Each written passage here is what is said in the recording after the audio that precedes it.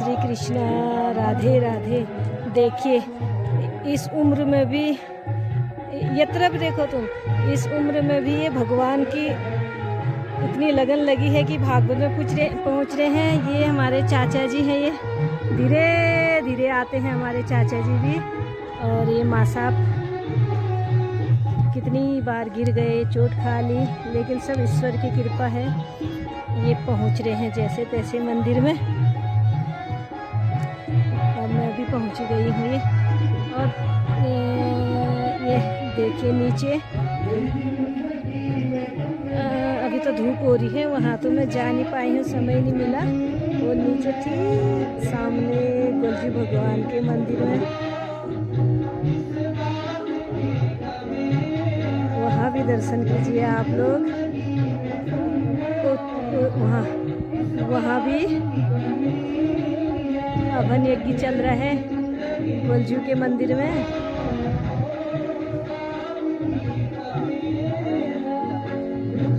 आस्था अपनी अपनी है, ईश्वर मालिक तो सबका एक ही है। तुझ में राम, मुझ में राम, सब में राम समाया, किसको माने हम अपना और कौन यहाँ पर आया। कैल पूज करते भी कैल पूजो श्याम, देवता पूजन पूजन लिमिटन प्रेम, देखो जग जरा। मैं पहुंच चुकी हूँ फिर मंदिर में, भागवत शुरू होने वाला है। चलो फिर भागवत कथा आप भी आनंद लीजिए, भेजती हूँ। अपनी रानी की रक्षा और अपने राजकुमार की रक्षा के लिए आए थे। एक समय एक आलसी पड़े महात्मा को देखा और उस मंत्री के मुख से निकला, अरे तू क्लीव है। क्लीव मतलब तू आलसी है। और जैसे ये शब्द मनोरमा का छोटा सा पुत्र सुदर्शन के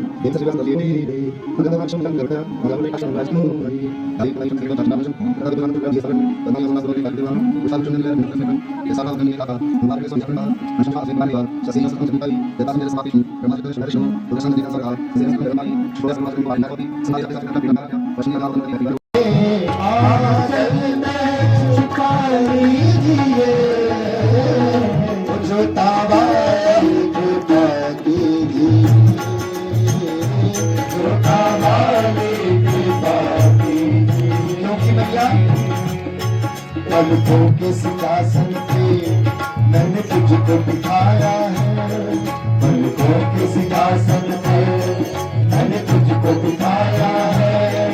इस मन के अंदर माँ पूरा द्वार सजाया है।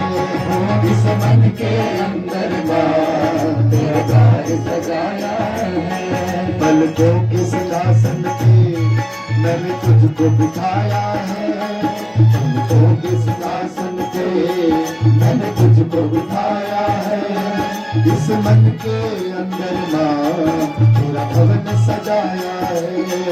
इस मन के अंदर माँ पूरा भवन सजाया है। आकर इसमें राह कीजिए, आकर इसमें राह कीजिए।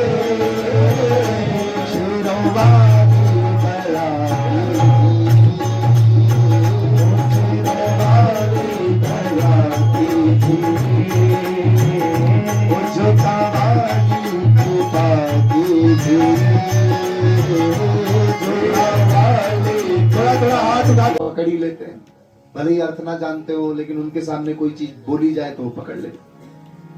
उस छोटे से सुदर्शन बालक ने क्लीव शब्द को पकड़ा, लेकिन क्लीव नहीं कह पाया और क्लीव को क्लीन क्लीन करके उच्चारण करने लगा। और भगवती के बीज मंत्र में यह अक्षर जो अत्यंत भगवती को प्रिय है, हर समय अब उसी का जाप करने लगा, clean clean clean clean clean. माँ भगवती जगदम्बिका, वह महामाया भुवनेश्वरी अपने इस छोटे से भक्त पर प्रसन्न हो गई। प्रसन्नता के प्रभाव में भगवती ने ऐसी सिद्धि दी कि हर समय इस छोटे से बालक को अपनी माँ के रूप में अपने चारों तरफ माँ का दर्शन होता है, उस भुवनेश्वरी का दर्शन होता है। लेकिन माँ ने कहा था किसी से कहना नहीं कि मैं हर समय तेरे साथ रहती हूँ। और वो छोटा सा बालक हर समय वन में स्वतंत्र विचरण करता है। क्यों? उसे भय नहीं है, जगत माया उसके संग में चल रही है, महामाया उसके संग में चल रही है। निरंतर उसी मंत्र का जाप करता रहा, भगवती को प्रसन्न करता गया। धीरे धीरे ये बालक सुदर्शन बड़ा हो गया, राजा ध्रुव संधि का पुत्र बड़ा हो गया। एक समय काशी नरेश जिनकी कन्या का स्वयंवर था, उन काशी नरेश की कन्या ने एक समय स्वप्न में अपने उस ध्रुव संधि के पुत्र उस राजकुमार का दर्शन किया। भगवती के द्वारा दिए गए उस दर्शन में अपने पुत्र का, अपने पति के रूप में सुदर्शन का उसने वर्ण किया।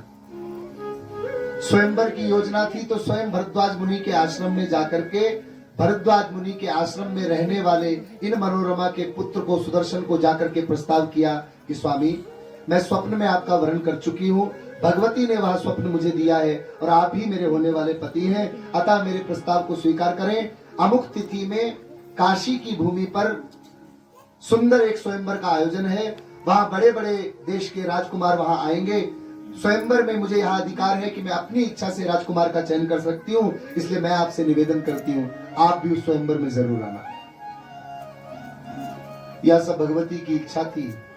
काशी नरेश की कन्या ऐसा कहकर के चली गई। शशिकला उस कन्या का नाम था। शशिकला बोले जगदम्बा मैया की। हम 5-10 रुपए दे करके परमात्मा को खुश करना चाहते हैं, लेकिन भगवान कहते हैं भैया ये देख मेरे बगल में कौन बैठा है, लक्ष्मी बैठी है, मुझे तेरा धन नहीं चाहिए, मैं तेरा मन चाहता हूं। और गोपियों ने क्या किया? मन परमात्मा को दे दिया। भगवान श्री कृष्ण के कहने पर उद्धव जी गोपियों के पास गए, ज्ञान का उपदेश करने के लिए गोपियों के पास गए। और उद्धव जी जब गए तो गोपियों को कहा कि ध्यान से सुनो, मैं जो कह रहा हूं सुनो, मन दे करके सुनो, मन लगा करके सुनो।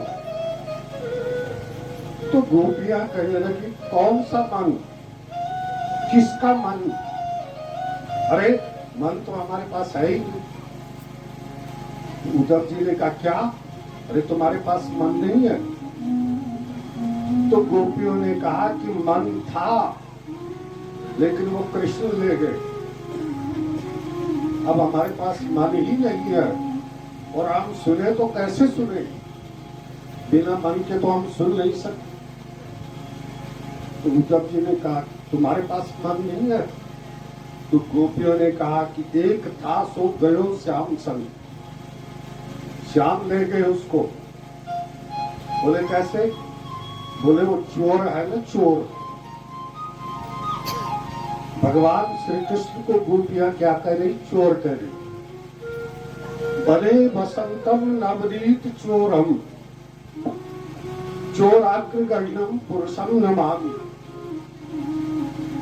वो जो कृष्ण है वो गोपियों का माखन चुराता है, माखन यानी मन। और वो नटखट, वो चोर, वो वृंदावन में रहता है और वो क्या चुराता है? नवनीत चोरम, माखन यानी मन को चुराता है। अब देखिए हमारे धर्म की कितनी महानता है। किसी भी धर्म में क्या कोई अपने भगवान को चोर कह सकता है? और हमारे धर्म में इतनी महानता है कि हम अपने भगवान को चोर कहते हैं और फिर भी वो बुरा नहीं मानते, हंसते रहते। बने बसंतम नवनीत चोरम, चोराग्रगण्यम पुरुषम नमामि। चोर नहीं, चोरों का सरदार, चोर आग्रगण्यम, वो चोरों का सरदार, वो हमारे मन को चुरा करके ले गया। नाचो नाचो माजी।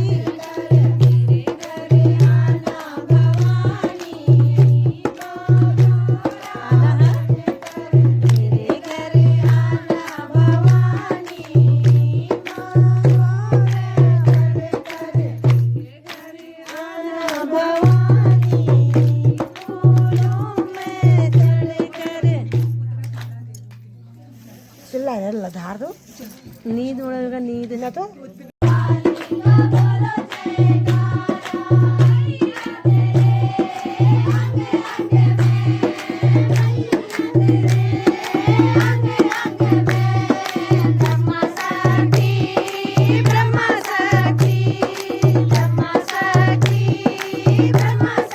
अंधेरा हो गया, घर जाने का टाइम हो गया। भजन लगे मस्त।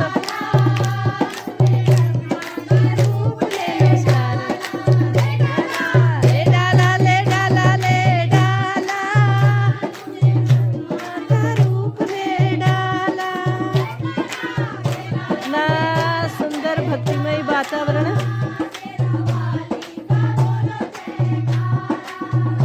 अब अंधेरा हो गया, घर को तो कोई ये मेरे पीछे जो आएगा एक बंदरों का, देख रहे हो आप? नमस्कार।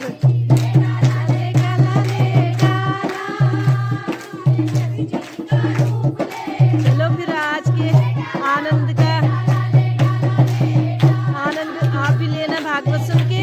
फिर कल मिलते हैं, है कि नहीं?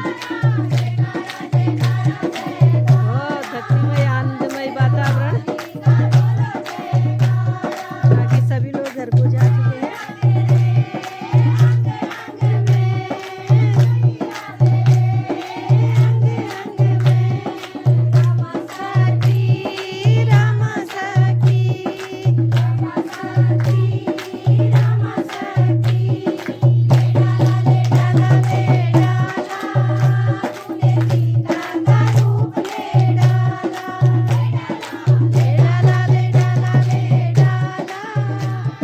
यहाँ भी इतना बढ़िया आनंद का वातावरण हो रहा है, और नीचे गोलजू के मंदिर में भी बहुत आनंद, बहुत सुकून, बहुत चैन।